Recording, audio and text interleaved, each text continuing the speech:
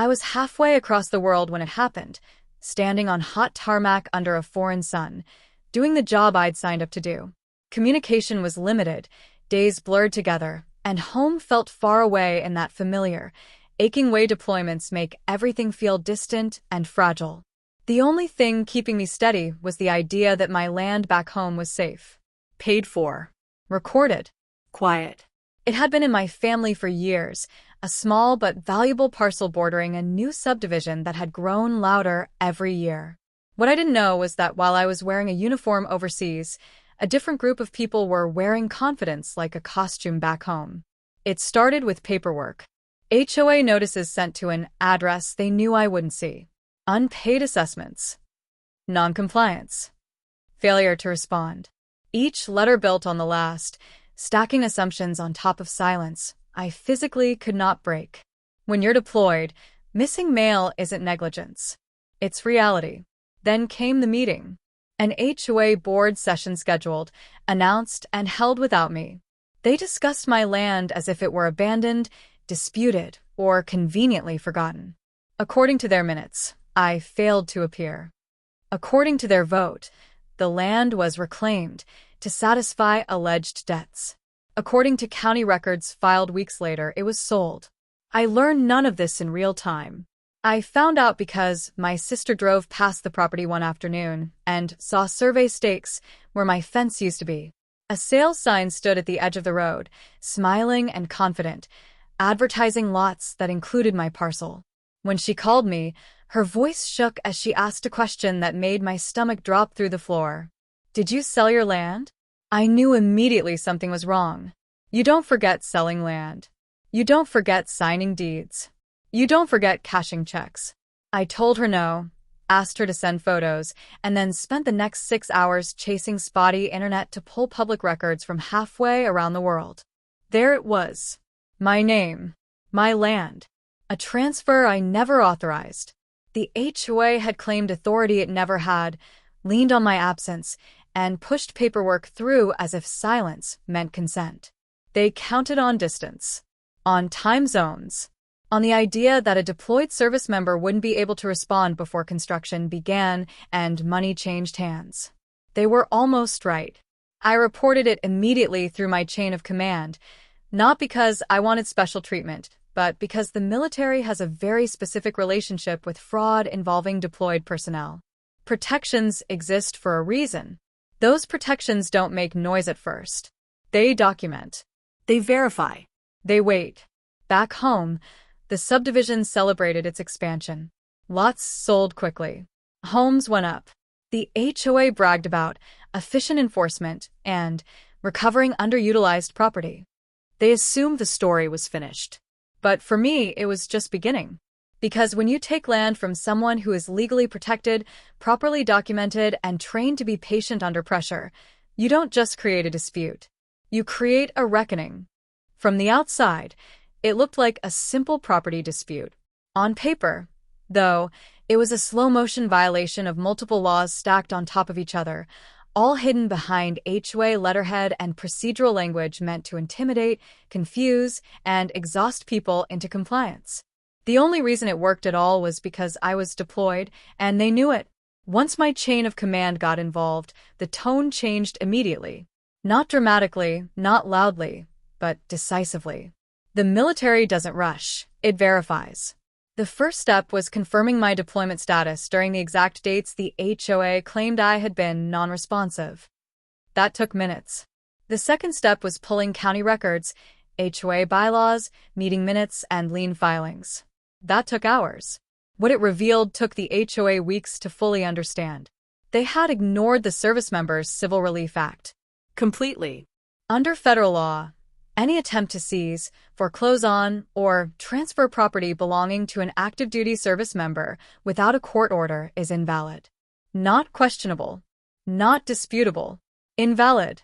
It doesn't matter how many notices you mail. It doesn't matter how many meetings you hold. Silence from a deployed service member is legally meaningless. The HOA either didn't know that, or assumed it wouldn't be enforced. Worse, the lien they claimed justified the sale didn't even exist when I deployed.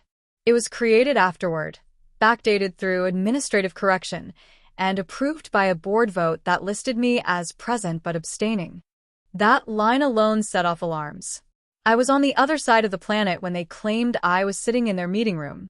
The military legal office flagged it immediately as fraudulent representation. Within days, formal notices went out. Not threats. Notices. Requests for documentation. Requests for authority. Requests for proof that the HOA had the legal right to do what it claimed it had already done. Every request carried a deadline. Every deadline carried consequences. The HOA responded the way organizations do when they realize they've stepped outside their depth. First with confidence, then with confusion, then with silence. Their attorney sent a letter claiming the land was voluntarily surrendered due to abandonment. That argument collapsed under one sentence: active duty deployment is not abandonment. It is explicitly protected. Next, they tried to shift blame to the county recorder's office, arguing that the deed transfer was approved and therefore valid. The county responded by flagging the transfer as subject to reversal pending federal review. That phrase froze every related transaction instantly. Construction halted. Sales paused. Lenders pulled back. That's when panic set in. Developers who had already broken ground suddenly discovered part of their subdivision didn't legally belong to them. Buyers who had signed contracts learned their future homes sat on disputed land. Title insurance companies began asking questions no one wanted to answer. Behind the scenes, military legal escalated the case. Not emotionally. Procedurally. They contacted federal agencies that specialize in protecting deployed service members' civil rights. They documented timelines. They compared signatures. They verified that no court order had ever been sought, because seeking one would have required notifying me, something the HOA clearly wanted to avoid. The picture became clear. This wasn't an accident. It was a calculated gamble. The HOA assumed I'd come home months later, face a finished subdivision, and accept a settlement just to make the problem go away. They assumed exhaustion would beat principle. They assumed distance meant weakness. Instead, distance gave the system time to prepare. By the time I landed back in the country, the land sale was already flagged, the lien was under investigation, and the HOA board was being advised, quietly but firmly, that continuing down this path could expose them to penalties far beyond returning my property. They still didn't understand the full scope of what they'd triggered. They thought this was about reversing a sale. They hadn't yet realized it was about unraveling everything connected to it. When I finally returned home, the scene that greeted me was a mix of normal suburban life and simmering tension. Streets looked the same, houses freshly painted, lawns trimmed, but signs of construction had already started where my land once sat untouched. Survey stakes, temporary fencing, and a small bulldozer sat idle, as if waiting for me to arrive. The HOA had assumed my absence meant compliance by default. They were wrong. I stepped onto the property, boots sinking slightly into dirt that should have been mine. The air smelled faintly of fresh asphalt and sawdust. I didn't rush. I didn't shout. My goal wasn't confrontation, it was reclamation, strategic and deliberate. My first call was to the attorney assigned by the military legal office. We went over the federal protections in place, the backdated lien, and the HOA board's improper filing. Every letter, every email, every signature was a piece of evidence they hadn't anticipated. Next came the notification. A certified letter, addressed to the HOA, detailed the violations, the protections under the Service Members Civil Relief Act, and the legal consequences of proceeding with construction on a property that belonged to an active duty service member. Copies were sent to developers, title companies, and even local law enforcement, ensuring the record was airtight. Every party who had been caught in the middle now had reason to pause. That's when the power shift became visible. The HOA board, who had once posted signs confidently declaring new lots available, suddenly called an emergency meeting. Not to enforce rules, but to figure out how to avoid legal liability. Their attorneys sat at the table, stone-faced, quietly passing documents back and forth. Board members whispered, casting nervous glances toward me. Realizing the assumption that my absence equaled consent had backfired spectacularly. I didn't stop there. I arranged for a military title officer to review the deeds and temporarily freeze any transaction related to the disputed lots. Lenders, developers, and prospective buyers were informed that my parcel could not legally be sold. The bulldozer? Idled. Survey stakes? Ignored. It was a clear message. My land wasn't up for negotiation, and the HOA's unilateral actions had no weight against federal protections and military verification. Word began to spread. Neighbors who had quietly supported the HOA in past disputes now came forward, curious and anxious. Emails circulated internally about the legal risk. Boards across the subdivision realized that the small, quietly enforced procedures they relied on for authority were now exposed. They couldn't act impulsively or hide behind silence anymore. Meanwhile, I documented everything. Photos of stakes, letters, email threads, notarized records of my deployment, all organized meticulously. Each piece was a safeguard. It wasn't about revenge. It was about making sure the law was clear and that anyone trying to claim authority over someone's property without proper process would be held accountable. By the end of the week, the HOA had done something remarkable. Nothing. Construction stopped. No sales moved forward. Notices were taken down. The board, which had once wielded unilateral control with confidence, now faced the limits of its power. And me? I had returned to my home, not just as a property owner, but as someone who had turned the system's assumption of absence into a tactical advantage. The stage was set for the final showdown, a military-backed repossession that would not only reclaim my land but demonstrate a precedent for what happens when someone tries to weaponize HOA authority against an absent service member. The morning of the repossession felt surreal. The streets were quiet, almost deceptive in their calm.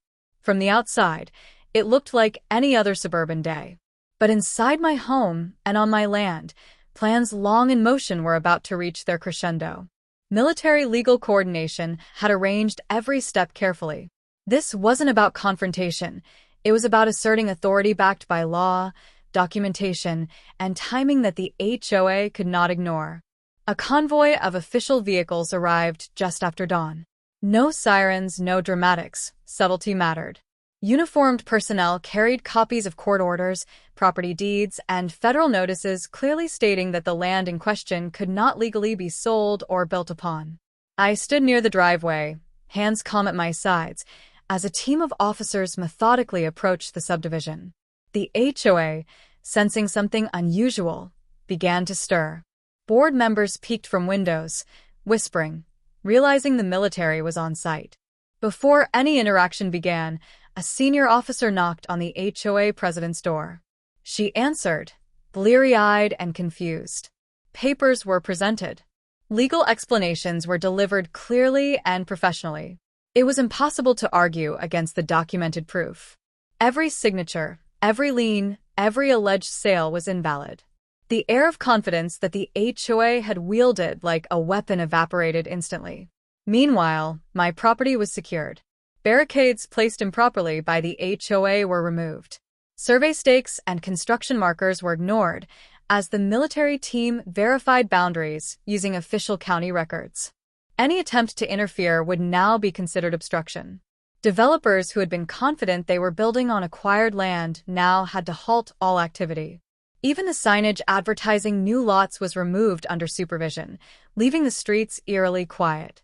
Residents began to emerge, drawn by the unusual activity. Some watched from porches. Others whispered in small groups. The message was unmistakable. Unilateral authority over private property, especially when it involves deployed service members, carries serious consequences. The HOA board had assumed absence meant consent. Instead, it resulted in full federal intervention and the reversal of their actions. The HOA president and board members were formally notified that further attempts to sell or develop my property would be treated as fraud. Any future filings would require verification from the county and explicit consent from the property owner, me. Every document that had been backdated or misrepresented was voided. The military coordination didn't just reclaim my land, it dismantled the HOA's attempt to enforce its own rules through deception. By midday, everything that had been attempted in my absence was reversed. Streets once marked with "for sale" signs were clear. Bulldozers and construction equipment were idle, legally unable to proceed. The HOA board had retreated to internal meetings, communicating nervously with their attorney, who now understood the seriousness of violating federal protections for deployed personnel. For me, it wasn't just a victory, it was a confirmation. Being deployed didn't mean helplessness. Distance didn't mean weakness. Every action the HOA had taken under the assumption of compliance had backfired spectacularly. Legal preparation, proper documentation, and strategic coordination had ensured that their entire scheme collapsed without a single escalation of violence. As I walked the boundary of my reclaimed property that afternoon, I realized this would be a story that others needed to know. HOA boards may test limits, but when federal protections intersect with military enforcement, the law doesn't bend for assumptions or absence. My land was mine. My rights were intact. And anyone trying to exploit a deployed service member's absence would now think twice before overstepping again. The aftermath of reclaiming my land was unlike anything the HOA, or the subdivision, had anticipated. Overnight, the streets returned to a semblance of normal, yet the tension lingered. The signs advertising lots for sale were gone. Bulldozers sat idle. Survey stakes that once marked my property for development had been removed or ignored. It was a quiet victory, but one loaded with lessons for everyone involved. The HOA board, once confident in their authority, became invisible. Emergency meetings were held behind closed doors, emails circulated nervously, and legal counsel dominated every conversation. They realized that the assumption they could act while a service member was deployed had catastrophic consequences. Every step they had taken, backdating liens, attempting a for sale, sending letters, was now documented, legally questionable, and on record. This was accountability in action, and it extended far beyond my single parcel. Neighbors, too, had seen the dominoes fall. Some approached cautiously, asking questions about how it had been possible to reverse the sale. Others admitted they had quietly supported the HOA's earlier actions, but had never realized the risks of overreach. The community, which once blindly trusted the HOA's decisions, now understood that authority does not equal legitimacy. Conversations shifted from gossip about fines and petty rules to serious discussions about property rights, federal protections, and the responsibilities of HOA boards. Months later, the developers who had assumed my property was available for construction either canceled contracts or restructured deals to remove my parcel entirely. Title companies flagged any future transactions involving that land, requiring direct verification from me. My military legal team ensured that any attempt to bypass proper procedures would be met with enforcement. The message was clear: HOA overreach would no longer go unchecked, and violating federal protections for deployed service members had consequences. At home, life returned to a quieter rhythm. My child played safely in the yard, neighbors waved politely, and the street resumed its normal rhythm. But things had changed. The HOA that had once acted with confidence now functioned under scrutiny, aware that residents and authorities would challenge every overstep. I had not only reclaimed my land, but also reshaped the neighborhood dynamic. Transparency, documentation, and accountability became the new normal. Looking back, the lesson was simple but profound. Never underestimate the consequences of assuming silence equals compliance. Deployed service members, like anyone else, are protected by law for a reason. Distance doesn't weaken rights. It emphasizes the importance of protecting them. And for anyone trying to weaponize authority against families or property owners, this story serves as a clear warning. I still walk my property occasionally, watching the streets and the homes around me, aware that the quiet might be deceiving, but confident in the knowledge that my land, my family, and my rights are secure. The HOA learned the hard way that legality, patience, and preparation always outweigh arrogance and assumption. And as for me, I reclaimed more than just land. I reclaimed peace of mind, control, and the certainty that rules exist to protect, not intimidate.